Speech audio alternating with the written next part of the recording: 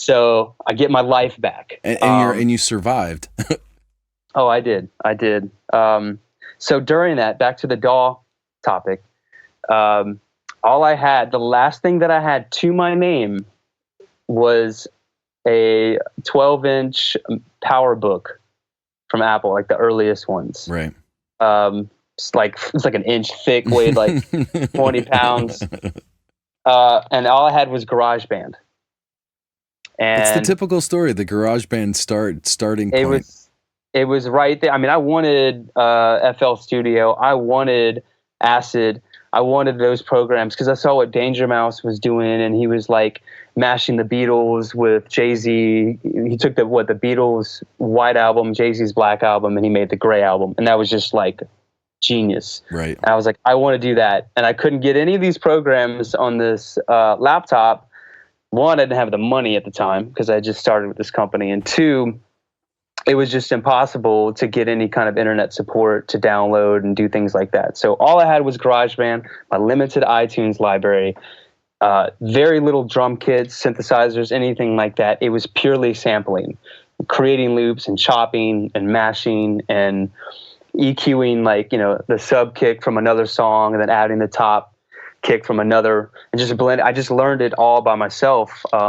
This is like before YouTube. This is before the vast, library of tutorials that you could go through on the internet. No, there wasn't any information other than one book that I found that really covered more. It actually didn't even cover GarageBand. It covered Pro Tools, Logic, Reason, Logic, early editions. I'm talking like, I think it was Live 3 they were covering.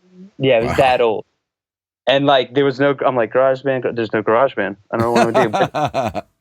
But I kept reading the book and I understood like the language, I learned the basics of importing and exporting. I learned, bit rate.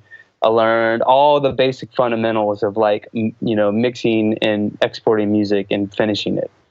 And that book definitely helped.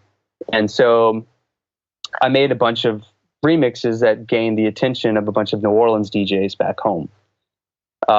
Enough for me to land an agency deal that'll match my salary at the company, from the company that I was already working at, to be a working DJ 5 nights a week in New Orleans. So I was like, okay, cool, man. I'm out. So it paid off. So that time, all that time and energy paid off.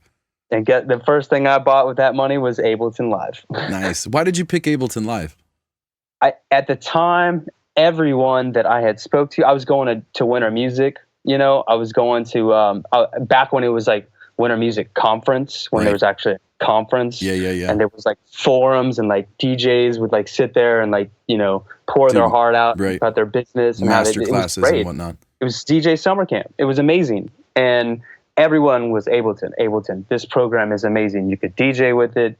It's so flexible with audio, and it really is. It was a gymnast with audio. There's just nothing you can't do. Totally.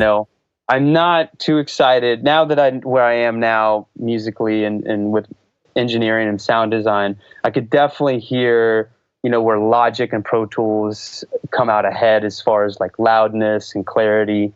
But Ableton, just creatively as an instrument, it's just amazing. That program still blows my mind to this day. I'm still learning new things, still breaking a lot of boundaries in music with that DAW. So you must have had a huge. What are those first days in Ableton like for you? So you've spent however long in GarageBand doing, whatever with limited capability. You break that thing open and it's like, oh my God. Oh, it's Japanese. I was like, what is, oh my God, what is this? Time stretching? Right. Wait. And then how do you learn that? Because this is still had YouTube tutorials even come out at that point?